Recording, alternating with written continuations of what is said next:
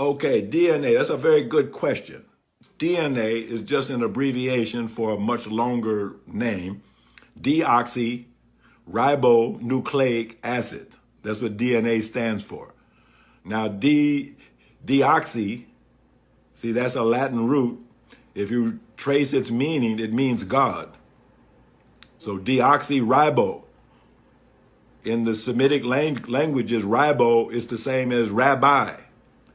Or in the Arabic, we say Rab. It means the master, the Lord.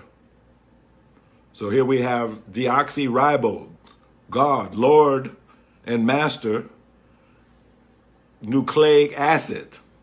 Nucleic means at the center, and acid is like chemical fire. So deoxyribonucleic acid, DNA. What does it mean? God, Lord and master, the fire at the center of my being. So what does the Bible say about it? It says, in the beginning was the Word. And the Word was what? The Word was God. And the Word was with God.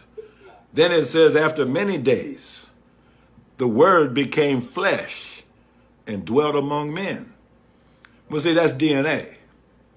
So now, the DNA basically is the God molecule that actually is the blueprint for how to make a human being.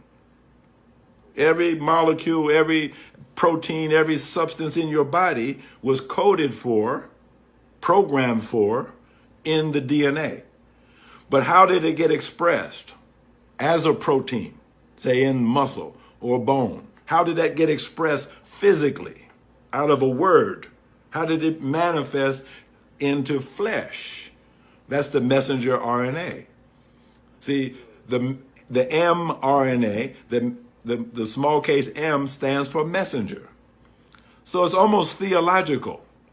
If DNA is the God molecule, well, how does God communicate with the world? He sends messengers, prophets, teachers, with a message. So in the cell of a body, okay, suppose some injury took place. So, suppose you cut your skin, like I got a little thing here. Okay, so a message went to the cell from the DNA. Oh, there was a protein that got destroyed in some cell. We need 300 of those units to replace what got destroyed. So the messenger RNA comes out with that message to code for that protein. And then the cell gets busy and makes 300 copies of that exact protein, fixes whatever the injury was. We call that healing. We take it for granted. But how did it happen? The DNA was in charge and gave a command to the messenger RNA to go make a protein. It's creation taking place at every minute, every second. Why? Because it's God that's at the very center of our being. So what does the enemy to God and the righteous want to do?